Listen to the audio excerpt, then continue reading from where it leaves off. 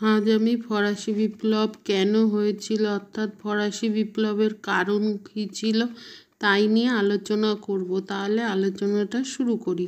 ফরাসি বিপ্লবের কিছু সাধারণ কারণ আছে যা 18 শতকের শেষে পশ্চিম ইউরোপীয় অনেক দেশের বিপ্লবের কারণের সঙ্গে অভিন্ন। আর কিছু বিশেষ কারণ আছে যা থেকে ফরাসি বিপ্লবের সর্বজনীনতা, হিংস্র প্রচণ্ডতা ও অর্থবহ গভীরতা ব্যাখ্যা মেলে। ফরাসি বিপ্লবের সাধারণ কারণের মধ্যে প্রথমেই চোখে পড়ে পশ্চিম ইউরোপের সামাজিক কাঠামো। সামন্ততান্ত্রিক ব্যবস্থা ধীরে ধীরে দুর্বল হয়ে গিয়েছিল। ইংল্যান্ড, মার্কিন যুক্তরাষ্ট্র ও উত্তর ইটালিতে এই ব্যবস্থা প্রায় মুছে গিয়েছিল। বুর্জোয়ারা সংখ্যায় বেড়ে গিয়েছিল, বিত্তবান হয়েছে এবং রাজনৈতিক ক্ষমতা লাভের জন্য উদর্গ হয়ে উঠেছে। কৃষকেরা অনেকেই নিজস্ব জমি পেয়েছে, শিক্ষা পেয়েছে এবং তাদের জীবনযাত্রার মান উন্নত হয়েছে। তারা সামন্ততান্ত্রিক ব্যবস্থার সম্পূর্ণ অবলুপ্তি চাইছিল, কারণ তাহলে তারা জমির সম্পূর্ণ মালিকানা পাবে এবং জমির পরিমাণও বাড়াতে পারবে। জীবনযাত্রার মান উন্নত হওয়ায় 1730 খ্রিস্টাব্দ নাগাদ প্রাপ্তবয়স্কের মৃত্যুর হার অনেক কমে যায়। মৃত্যুহার হ্রাসের সঙ্গে অন্যান্য কারণ যুক্ত হওয়ায় পশ্চিম ইউরোপের জনসংখ্যার অভূতপূর্ব বৃদ্ধি ঘটে। 1715 খ্রিস্টাব্দ থেকে 1800 খ্রিস্টাব্দের মধ্যে পশ্চিম ইউরোপের জনসংখ্যা দ্বিগুণ হয়ে যায়। পূর্ব ইউরোপের পক্ষে জনসংখ্যা বৃদ্ধি ক্ষতিকর হয়নি, কিন্তু পূর্ব ইউরোপের জনসংখ্যা কম ছিল, কিন্তু ঘন বসতিপূর্ণ পশ্চিম ইউরোপের জনসংখ্যা বৃদ্ধির প্রভাব গুরুতর হয়েছিল। এই বর্ধিত জনসংখ্যার জন্য প্রয়োজনীয় খাদ্য উৎপাদন পশ্চিম ইউরোপের পক্ষে কঠিন হয়ে উঠেছিল। 18 শতকের দ্বিতীয়ার্ধে পশ্চিম ইউরোপের অর্থনৈতিক রূপান্তরের প্রধান কারণ হয়তো এই জনসংখ্যা বৃদ্ধি, কারণ এ সময়ে অধিক ফসল ফলাবার জন্য উন্নততর চাষ ও পশু প্রজননের চেষ্টা হতে থাকে। নতুন যন্ত্রের আবিষ্কার ও বৃহদায়তন কারখানা প্রতিষ্ঠা শিল্প বিপ্লব নিয়ে আসে। শিল্প বিপ্লব সমাজে বৈপ্লবিক পরিবর্তনে ঘটায়। জনসংখ্যা বৃদ্ধির ফলে খাদ্যের এবং অন্যান্য ভোগ্যপণ্যের চাহিদা বেড়ে যায়। ব্রাজিলে সোনার খনি আবিষ্কারের ফলে 1730 নাগাদ গোটা পশ্চিম ইউরোপে মূল্যবৃদ্ধি ঘটে। এ থেকে এই সময়ে অর্থনীতি সমৃদ্ধতর হয়েছিল বলেই মনে হয়, কিন্তু 1770 নাগাদ সমৃদ্ধির পরিবর্তে আর্থিক সংকট দেখা দেয়। সর্বত্র আতঙ্ক ছড়িয়ে পড়ে এবং মাঝে মাঝে বিদ্রোহ দেখা দেয়। সামাজিক সংস্কারের জন্য বিতর্ক শুরু হয়। বুদ্ধি বিভাসিতা দার্শনিকদের রচনাই এই বিতর্কের মূল প্রেরণা। 1754 খ্রিস্টাব্দ থেকে দার্শনিকেরা ক্রমশ সামাজিক সমস্যার দিকে মন দেয়। 18 শতকের এই দার্শনিকেরা সপ্তদশ শতাব্দীর দার্শনিক দেকার্ত, স্পিনাজো ও লকের দ্বারা প্রভাবিত হলেও সামাজিক, রাজনৈতিক ও অর্থনৈতিক বিষয়ে তারা সম্পূর্ণ আলাদা সিদ্ধান্তে পৌঁছন। মন্তেস্কিউ, ভলতেয়ার ও রুশোর ভাবাদর্শ রূপায়ণের জন্য একটি বিপ্লব আবশ্যিক বলে মনে হয়েছিল। এই যুগে প্রতিষ্ঠিত বিভিন্ন সমিতির মাধ্যমে বুদ্ধি বিভাসিত শিক্ষিত মানুষের মধ্যে তাদের এই সমস্ত মতবাদ ছড়িয়ে পড়ে, যেমন মেসোনীয় আবাস, কৃষি সমিতি, গ্রন্থাগার ইত্যাদি। বিপ্লবের এইসব কারণ পশ্চিম ইউরোপের বিভিন্ন দেশে উপস্থিত ছিল, কিন্তু কোনো রাজনৈতিক সংকট ছাড়া এইসব কারণের জন্য বিপ্লব আসতই তা নিশ্চিত বলা যায় না। 18 শতকের যুদ্ধেও যে প্রচণ্ড ব্যয় হতো, সেই ব্যয় নির্বাহের জন্য ইউরোপের রাজারা অভিজাত ও রাজতন্ত্রের উপর কর বসাতে চেয়েছিলেন, অথচ অধিকাংশ দেশেই অভিজাত ও যাজকেরা সুবিধাভোগী শ্রেণী ছিল। করভার থেকে অব্যাহতি ছিল তাদের। রাজারা বুদ্ধি বিভাসিত দার্শনিকদের যুক্তি দিয়ে সুবিধাভোগী শ্রেণীর উপর কর ধার্য করার বৈধতা প্রমাণ করতে চাইলেন, অর্থাৎ তারা স্বৈরাচারী বুদ্ধি বিভাসিত রাজার ভূমিকা গ্রহণ করলেন। এতে ইউরোপের সুবিধাভোগী শ্রেণী বিক্ষুব্ধ হয়ে উঠল। ইংল্যান্ডের বিরুদ্ধে উত্তর আমেরিকার স্বাধীনতা যুদ্ধ এই কর ধার্য করারই প্রতিক্রিয়া, কারণ আমেরিকার ইংরেজ উপনিবেশসমূহ ইংল্যান্ডের রাজা যে কর ধার্য করেন তা দিতে অস্বীকার করে। রাজারা অভিজাত প্রতিক্রিয়া স্তব্ধ করে দিতে চেষ্টা করেন। রাজা এবং অভিজাত শ্রেণী এই দুই বিরোধী পক্ষই সুবিধাভোগী শ্রেণী বহির্ভূত মানুষের সমর্থন চান। মধ্য ইউরোপের রাজারা তৃতীয় এস্টেটের দ্বারা সমর্থিত হন। পক্ষান্তরে পশ্চিম ইউরোপের অন্তত প্রথম দিকে সুবিধাভোগী শ্রেণী বুর্জোয়াদের সমর্থন পেয়েছিল। 1770 খ্রিস্টাব্দ থেকে 1789 মধ্যে ইউরোপের বিভিন্ন দেশের সব বিপ্লবের এই হলো মূলীভূত কারণ। এইসব বিপ্লবের মধ্যে ফরাসি বিপ্লব ছিল সবচেয়ে বেশি সুদূর প্রসারী। তার কারণ প্রথমত ফ্রান্সের জনসংখ্যা বৃদ্ধি ও খাদ্যাভাব, কৃষক ও শহরের দরিদ্র মানুষের অসন্তোষ, অর্থাৎ ফ্রান্সের অর্থনৈতিক ও রাজস্ব সংকট। দ্বিতীয়ত বুদ্ধি বিভাসিত দার্শনিকদের অবদান। তৃতীয়ত রাজা ও রাজকীয় প্রশাসনের সংস্কার প্রবর্তনে ব্যর্থতা। এবং চতুর্থত বিত্তশালী ও ক্রমবর্ধমান বুর্জোয়া শ্রেণীর বিপ্লবী নেতৃত্ব। এছাড়াও অর্থনৈতিক কারণ ছিল অন্যতম প্রধান কারণ। ভৌগোলিক জ্ঞানের সম্প্রসারণ, অর্থনৈতিক প্রসার, বুর্জোয়া শ্রেণীর বর্ধিত ঐশ্বর্য এবং বুদ্ধিবিভাসিত দর্শনের প্রভাবে অষ্টাদশ শতকে বিপ্লবের প্রস্তুতি সম্পূর্ণ হয়। 1616 এর স্বল্পকালীন রাজত্বের সামগ্রিক ব্যর্থতা বুর্জোয়া শ্রেণীকে ক্ষমতার শরিক করে নিতে অভিজাত শ্রেণীর অস্বীকৃতি এবং বুর্জোয়া শ্রেণীর ও সাধারণ মানুষের বিরোধিতার ফলেই 1789 এর বিস্ফোরণ। মূলত বুর্জোয়া বিপ্লব হলেও এই বিপ্লবের সঙ্গে কৃষক ও শহরের জনতা অঙ্গাঙ্গিভাবে সংযুক্ত প্রবল গণসমর্থনই বিপ্লবকে জয়যুক্ত করেছিল। অর্থাৎ শেষ পর্যন্ত বুর্জোয়া শ্রেণীর জনতার হিংসাত্মক আন্দোলনকে তাদের নিজস্ব বিপ্লবের স্বার্থে নিয়োজিত করতে সক্ষম হয়েছিল। কিন্তু জনতা কেন এই বিপ্লবে যোগ দিয়েছিল? তেনের মতে শুধুমাত্র হিংস্র প্রবৃত্তির চরিতার্থতার উন্মাদনা জনতাকে বিপ্লবের পথে নিয়ে এসেছিল।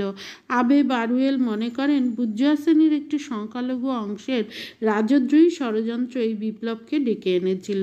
বার্ক ও পরবর্তীকালে অন্যান্য প্রতি বিপ্লবী ঐতিহাসিক এই অভিমতকে আরও বিশদভাবে ব্যাখ্যা করেন, কিন্তু জুল মিসলে মনে করেন এই বিপ্লব পূর্বতন ব্যবস্থার স্বৈরাচার, নিপীড়ন ও দুঃসহ দারিদ্র্যের বিরুদ্ধে ফরাসি জাতির স্বতঃস্ফূর্ত বিস্ফোরণ। বিপ্লবের কারণ সম্পর্কে তকভিলের মত সম্পূর্ণ বিপরীত। তার অভিমত হল সামন্তবাবুদের অধিকারের বিরুদ্ধে ক্রমবর্ধমান অসন্তোষ কৃষকদের আর্থিক অবস্থার ক্রমোন্নতির জন্যই নয়, বরং এই অসন্তোষ তাদের উন্নত আর্থিক অবস্থা থেকেই হয়েছিল। পূর্বতন সমাজের বিশেষ সুযোগ সুবিধার বিরুদ্ধে প্রচণ্ড বিক্ষোভ ছিল। রাজকীয় পরিষদই প্রচলিত ব্যবস্থার অশুভ দিকের প্রতি দৃষ্টি আকর্ষণ করে আমূল সংস্কারের প্রয়োজনীয়তার কথা বলে, অথচ এই সংস্কার কার্যে পরিণত করার ক্ষমতা পরিষদের ছিল না। এর পরিণাম মারাত্মক হয়েছিল, কারণ একটি দুষ্টু প্রশাসন যখন সংস্কারে প্রবৃত্ত হয় তখন প্রশাসনের পক্ষে সবচেয়ে বিপজ্জনক সময় উপস্থিত হয়। তার বিশ্লেষণে তকভিল বিপ্লবের কারণের একটি গুরুত্বপূর্ণ ব্যাখ্যা দিয়েছেন, সন্দেহ নেই। লাব্রুস তার তথ্যনিষ্ঠ আলোচনায় প্রাক বিপ্লব যুগের যে চিত্র উদ্ঘাটিত করেছেন তা থেকে অবশ্য মিশেলের সিদ্ধান্তই বৈজ্ঞানিক ভিত্তির উপর প্রতিষ্ঠিত হয়েছে বলা যেতে পারে। লাব্রুসের গবেষণা থেকে প্রাক বিপ্লব যুগের ফরাসি অর্থনীতির বিশিষ্ট চরিত্র ধরা পড়ে। এই যুগে গোটা ইউরোপে জনসংখ্যা বেড়েছিল সন্দেহ নেই, কিন্তু ফ্রান্সের জনসংখ্যা বিপজ্জনকভাবে বৃদ্ধি পেয়ে মারাত্মক সমস্যায় পরিণত হয়েছিল। 1789 ফ্রান্সের জনসংখ্যা ছিল 2.5 কোটির কিছু বেশি, অর্থাৎ ফ্রান্স ছিল এ যুগের সবচেয়ে জনবহুল দেশ।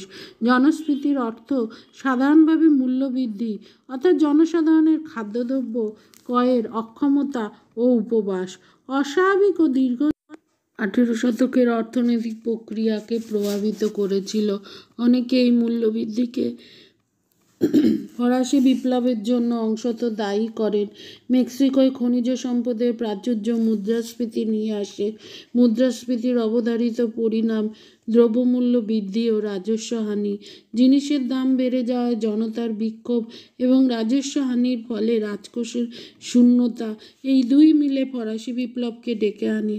রাজস্ব মূল্যমানের ওঠানামা 18 শতকের ফরাসি অর্থনীতির বৈশিষ্ট্য। অর্থনৈতিক সম্প্রসারণশীলতা ও দ্রব্যমূল্য বৃদ্ধিকে অনুসরণ করেছে মন্দা ও দ্রব্যমূল্য হ্রাস। সপ্তবর্ষব্যাপী যুদ্ধের পরবর্তী 60-এর দশকে পূর্বতন সমাজ অর্থনৈতিক উন্নতির শীর্ষে পৌঁছায়। 1770-এর পরিস্থিতি পাল্টে যায় এবং অর্থনৈতিক অসুস্থতার সূচনা হয়। 1774-এ মন্দ ভাগ্য, ষোড়শ লুইয়ের রাজত্বকালের আরম্ভ।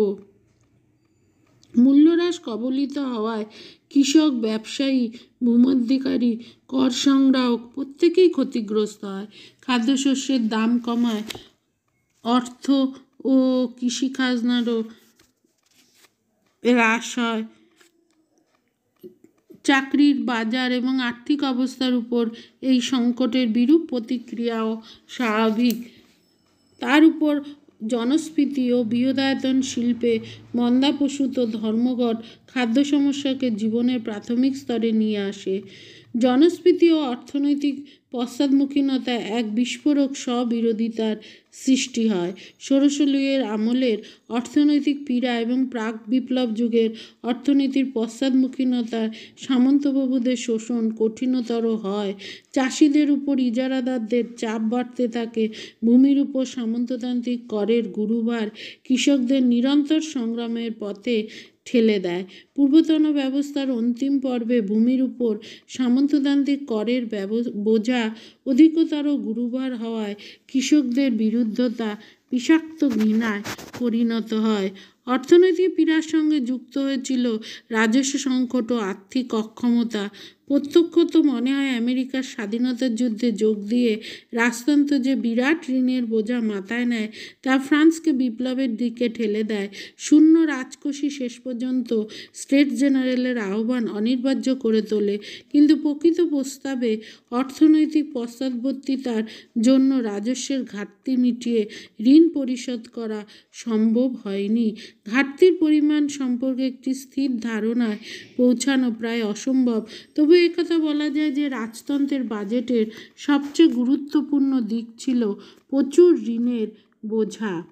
ভূমধ্যকারী অভিজাত শ্রেণীর দ্বারা যে রাষ্ট্র নিয়ন্ত্রিত, সেখানে এই রাজস্ব সংকট সমাধানযোগ্য ছিল না, কারণ এই শ্রেণী কর সাম্য স্বীকার করেনি। অথচ সর্বশ্রেণীর উপর করের সুষ্ঠু বণ্টন আর্থিক সংকটের একমাত্র প্রতিকার ছিল। বিশেষ সুবিধাভোগী শ্রেণী করভার থেকে অব্যাহতি প্রাপ্ত ছিল, অথচ এদেরই একমাত্র করভার বহনের ক্ষমতা ছিল।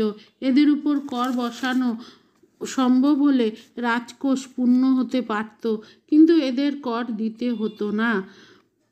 পাল্মো প্রাদেশিক এস্টেট এবং যাজক সভায় প্রভাবশালী অভিজাত শ্রেণী নিষিদ্ধকরণের ক্ষমতাকে রাজশক্তির বিরুদ্ধে সংগ্রামের হাতিয়ার হিসাবে ব্যবহার করে এবং রাজস্ব সংক্রান্ত সংস্কারের প্রত্যেকটি রাজকীয় প্রয়াস ব্যর্থ করে দেয়। কেন্দ্রীয় ক্ষমতার বিরুদ্ধে অভিজাতরা যুক্তভাবে আঘাত আনে এবং পাল্মো ও প্রাদেশিক এস্টেটে এই আক্রমণ সমর্থন করে। পাল্মোর বিরোধিতাই 1776-এর তুর্গোর পতনের কারণ। এই আক্রমণই অবশেষে মাতিয়ে কথিত অভিজাত বিদ্রোহে অথবা জি লেফেভ্রর বর্ণিত অভিজাত বিপ্লবে পরিণতি লাভ করে।